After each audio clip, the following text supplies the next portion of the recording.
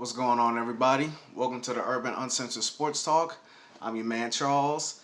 It's been a couple weeks since I've done this. Life has happened and I've been kind of procrastinating and, just taking care of things more important, than this channel, even though I do want to be very consistent with this and everything else.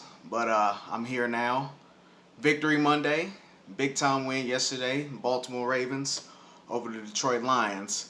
A very dominating victory. I'm very happy that this team clicked on all cylinders, especially on the offensive end. This offense reached, they scored 38 points yesterday. And I've been waiting for this team to score more than 30, and it took about 7 games to really do it. And I'm very happy about that, with all this talent that we have and, Lamar playing at a very excellent level at this moment.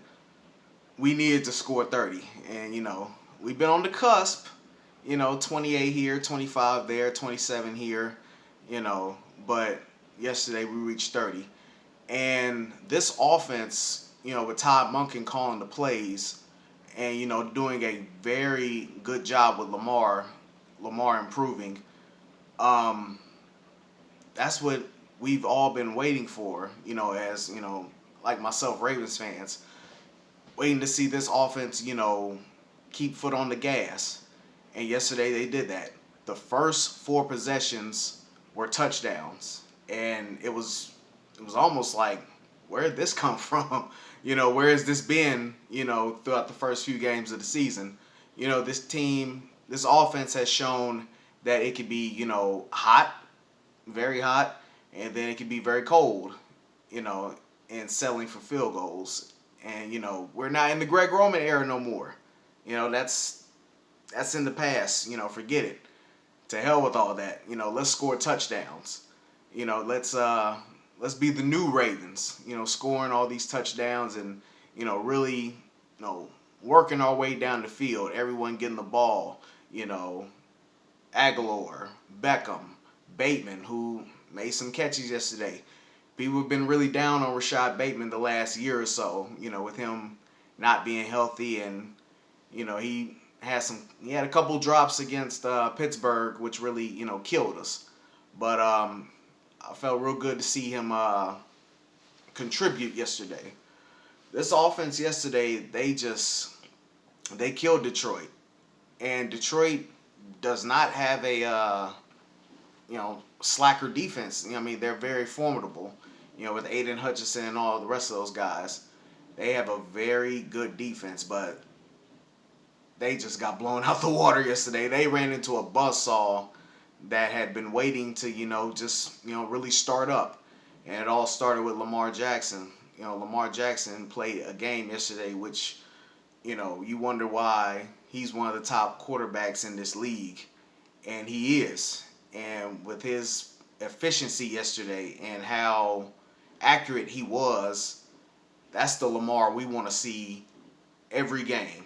Well, not like every game, but most games, especially in games, November and December, where, you get into, those real cold weather games and you want to see, Lamar at his absolute best. He did some really good things with his legs, extending the play, but he won this game with his arm, 21 of 27, 3 touchdowns, 1 rushing, 4 touchdowns, total. So yesterday was just an amazing game from him. I love how he's just spreading the ball all around. Gus Edwards got a chance to eat yesterday. Keaton Mitchell, first time this season we saw him, he was able to, get a real nice run.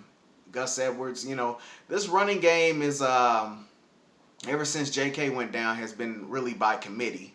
And clearly Gus Edwards is the best running back for that job, as the bell cow. Even though we can get, Keaton some rushes and also Justice Hill some rushes. Yesterday from the offense is what we've been all waiting to see, a complete game. We've seen some good games from the Ravens this season. A great game in Cincinnati. A really good game against Cleveland, who is still one of the top defenses in all of football, despite them giving up 39 points to Gardner Minshew yesterday. Um, we've been waiting to see that, waiting to see this offense just explode. You know, Bateman, Beckham, all the receivers pretty much yesterday, were able to receive passes and get some yards out of it. Zay Flowers really set the tone for the game for the receivers, especially with that long pass he caught, from Lamar, which set up our very first touchdown, which Lamar ran in. Um, Todd Monken called the best game of the season by far, and he had some really good games against Cleveland, Cincinnati, and also he had some stinkers, against Indy and Pittsburgh, most definitely. But yesterday was clearly he put the ball in Lamar's hands, and Lamar delivered. And yesterday was pretty much of a statement game. Detroit, up until then, were 5-1, and riding very high. Detroit's been getting a lot of praise in the offseason and during this season, and we just made them look so ordinary yesterday. They look like the old Lions, which is what everyone's accustomed to seeing. But this is a new Lions team. I got respect for them, and I really love what Dan Campbell's doing. But yesterday was just yesterday was not a good day for the Detroit Lions, offensively and defensively. Um, Going away from the offense right about now, shout out to the defense. The defense really got to Jared Goff. Guys like Roquan Smith, Jadeveon Clowney, Justin Matabike, who has been playing his ass off this year so far, getting sacks and getting pressures. Jadeveon Clowney, I must admit, Jadeveon Clowney was a guy that I was kind of leery about the Ravens signing, but his pressures and his sacks have had a tremendous impact on our defense. Patrick Queen played a great game yesterday. Patrick Queen, I think people need to start giving him his flowers. And a lot of Ravens fans, even including myself, have to, give our apologies to Patrick Queen, especially, since last year. A lot of people have been on him, especially myself. But ever since Roquan Smith has broke onto the scene with the Baltimore Ravens, Patrick Queen's game has elevated to where he's one of the top linebackers in the game. And also, along with Roquan Smith, they are pretty much the top linebacker tandem in all the NFL. Brandon Stevens. Give Brandon Stevens some credit. He almost had a pick yesterday. But, that didn't happen. But the game was pretty much decisive at that point. I'm trying to think. What else? It was just a complete game all around. We were able to stuff the running game, get to Jared Goff, sack him. Jared Goff is not the most fleet-footed quarterback out there, but we had to get him down. It was a complete win by the Baltimore Ravens yesterday. It was beautiful to watch. The only gripe I have, there's only two itty-bitty gripes that I have about this game. Number one, we should have scored 42 instead of, 38, where we had a fumble almost near at the end of the half. And number two, I really wanted that shutout. A shutout against a very good top-tier offense like Detroit's. I wanted that shutout, and unfortunately it didn't happen. Also, another gripe that I have is with Fox. I'm really pissed off at Fox. Fox decided after,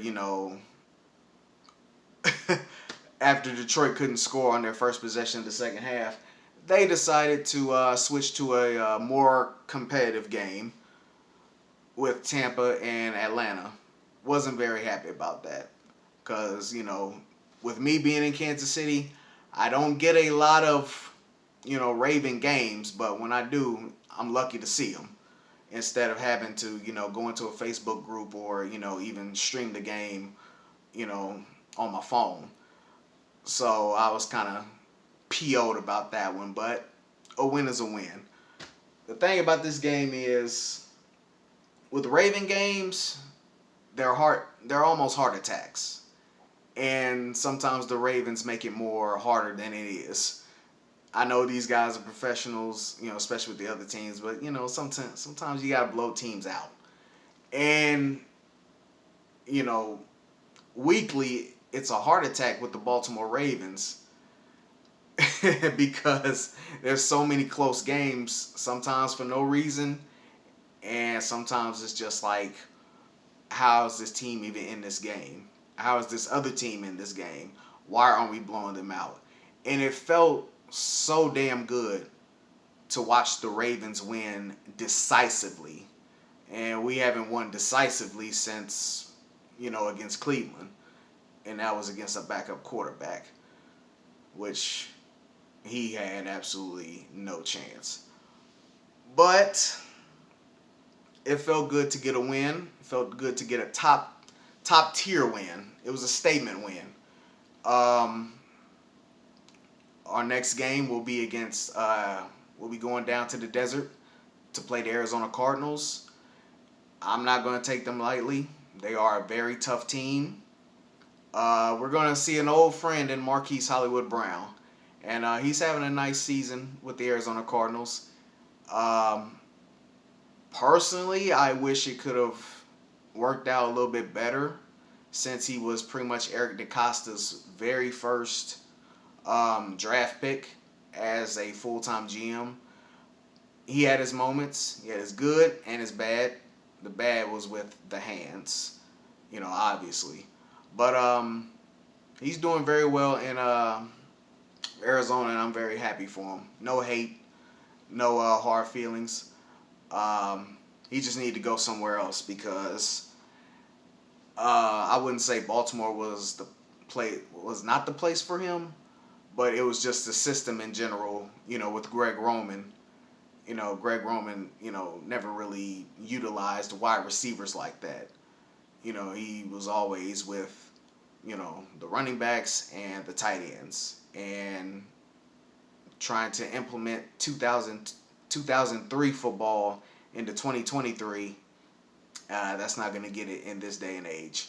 You need to really pass the ball. And but we've left that in the past. I'm very content with Todd Monken, even though Todd Monken has a few tweaks that he needs to improve on.